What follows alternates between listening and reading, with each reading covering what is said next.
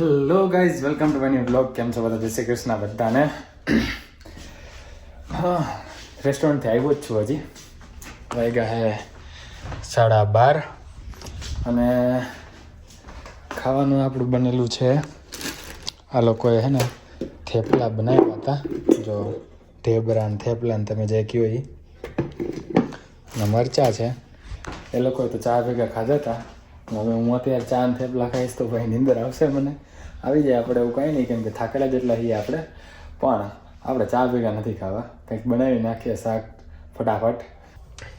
રાજીરાનો વઘાર દઈને લસણ નાખીને ડુંગળી થોડુંક ખારવા જેવું બનાવી નાખી.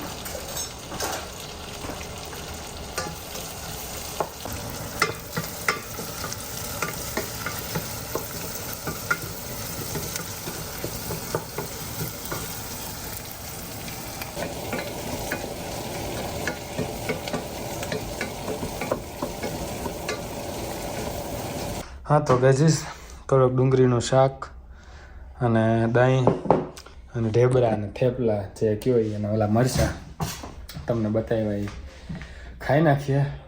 વાગી ગયા 1 વાગી ગયો હે ઓલરેડી. અને પછી વિડીયો એડિટ કરીને હોઈ રહી.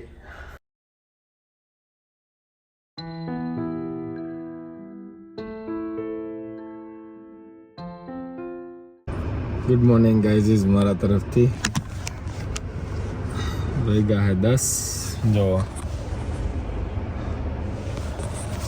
જીમ બસ પહોંચવા આવ્યા છીએ આપણે. હમણાં પહોંચી દઈશું 2 મિનિટમાં. ઉઠી ગયા હતા 11:30 પાછી ગાડી સોંપવાની છે ગવાને. તો 10 વાગે પહોંચશું અને 11:30 પાછું ઘરે પહોંચી જવાનું છે. ફટાફટ આપણે કરીએ અને નીકળી જઈશું. ટાઈમ રહેશે તો બાજુમાં ગ્રોસરી સ્ટોર છે, ત્યાંથી આપણે સામાન લેવાનું છે. થોડું લઈ લઈશું.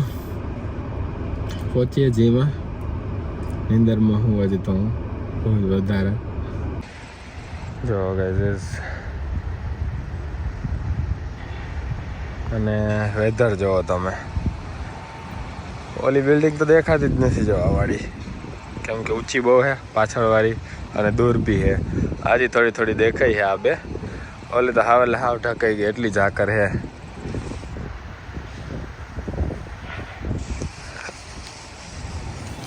આપણે પહોંચી ગયા છીએ જીમ. બતાવીએ 0 ડિગ્રી છે ટેમ્પરેચર. હા ઠીક ઠીક છે ઠંડી તો. ઝાકર તો વધતી જ જાય છે. જો બિલ્ડિંગ તો દેખાતી જ નથી. જો હોય તે આપણે લેવાનું હતું દહીં. બીજું કંઈ લેવાનું હશે તો ગવાને ફોન કરીને પૂછી લઈશું.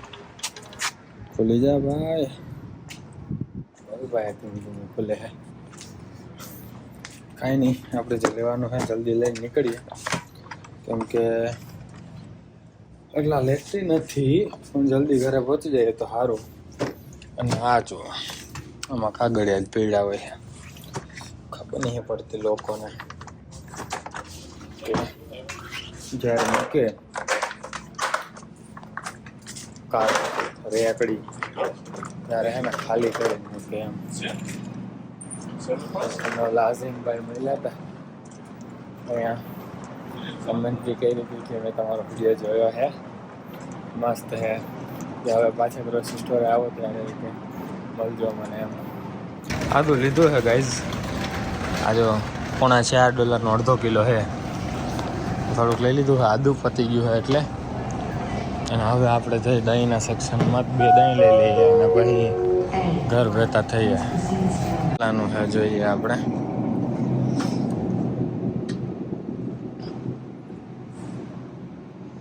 પરાગ અને આમાં શું પરાગ એસ્ટ્રા હા જો આ બી $4.5 એક છે ગાઈઝ. કપડાં હે ને આપણે રાતે ધોવામાં નાખ્યા હતા, પછી ડ્રાય કરવા નાખ્યા હતા, અને પછી રાતે વિડીયો એડિટ કરીને મેં કીધું હાલો લેતો આવું, થઈ ગયા છે. બાકી હંમેશા શું કરું કે સવારે લેવા જાવ એમ. મેં કીધું કે લેતો આવું, ટાઈમ છે ને બાને પાણી પીવા નીકળ્યો હતો ને, અને પાણીની ઓલી બોટલ આપણી ભરવા નીકળ્યો હતો, મેં કીધું લેતો આવું. તો ગયો તો ઉપર થયા નહોતા ડ્રાય, તમે પાછા મેં મૂક્યા કલાક માટે. તો અત્યારે સવાર મેં જોયું હવે થઈ ગયા છે, તો હજી થયા નહોતા. અમારા ઉપર એક લોન્ડ્રી છે અવેલેબલ, અને બેઝમેન્ટમાં નીચે છે, વચ્ચેના ફ્લોરે નથી.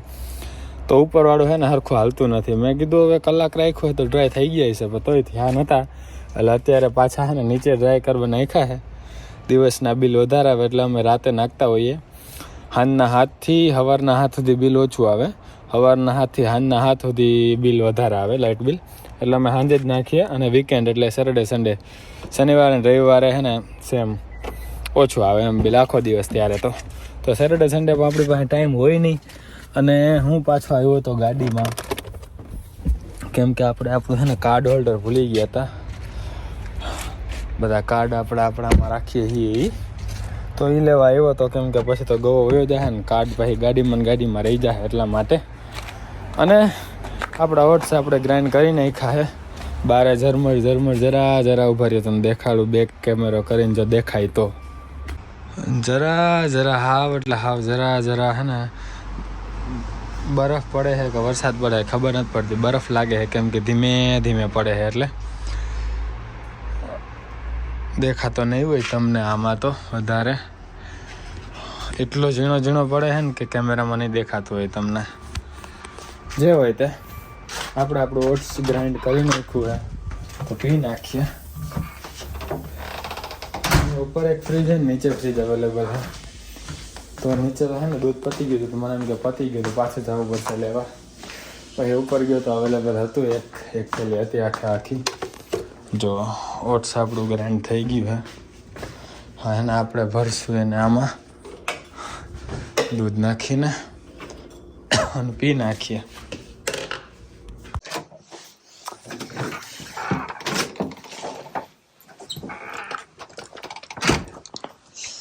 ગાઈઝ આજે છે વરસાદ, અને આપણે નીકળી ગયા છીએ રેસ્ટોરન્ટ જવા માટે. વાગ્યા હે 3 વાગ્યા છે ને આપણે રેસ્ટોરન્ટ જવા માટે નીકળી ગયા છીએ. આજે સારો વરસાદ આખો દિવસ છે. જરા 65% અનુમાન હતું, આગાહી હતી ગઈકાલે. એટલે ઝાકર હજી બી છે થોડી. હા નહીં, આપણે પહોંચીએ રેસ્ટોરન્ટ.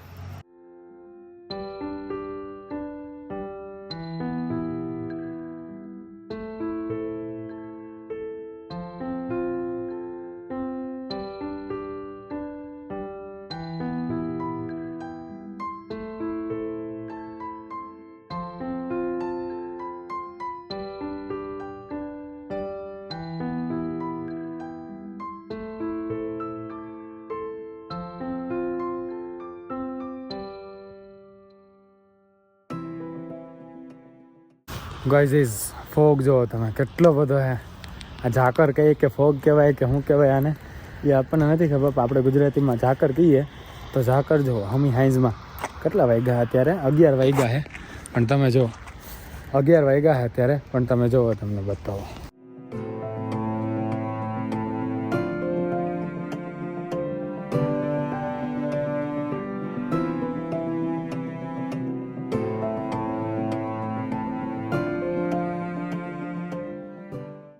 ઠંડી જરાય નથી, એટલે 0 ડિગ્રી જેવું હોય છે. નહીં 2-3 ડિગ્રી જેવું હોય છે, પણ ઠંડી નથી.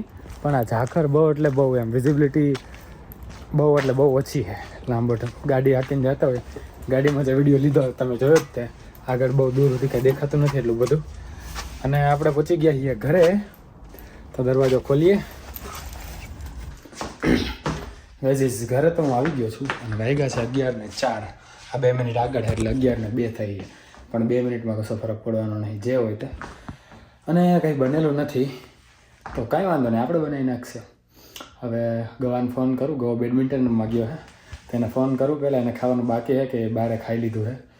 તો મારા દીવલાનું બનાવવાનું જ છે, તો ગવાનું બનાવવાનું છે કે નહીં એ પૂછવાનું છે, તો ફોન કરીને પૂછી લઉં. તો મોડા આવ્યા છે દીવલો, જોબ પરથી મોડા આવ્યો, થાકી ગયો છે, તો હોઈ ગયો ખાધા વગર એમના વચ્ચે. તો આપણે બનાવી નાખશું, ખીચડી બનાવી નાખશે. પેલા ગવાને ફોન કરું, એનો હું રિપ્લાય છે એ ખાઈ લીધો છે કે બાકી એ પ્રમાણે આપણે નક્કી કરશું હું બનાવવું. હા ગજીસ હાથ વઘારી નાખ્યા હતા, અને પછી હું તો નાહવા વયો ગયો હતો. નાહીને હવે ખાઈ નાખીએ.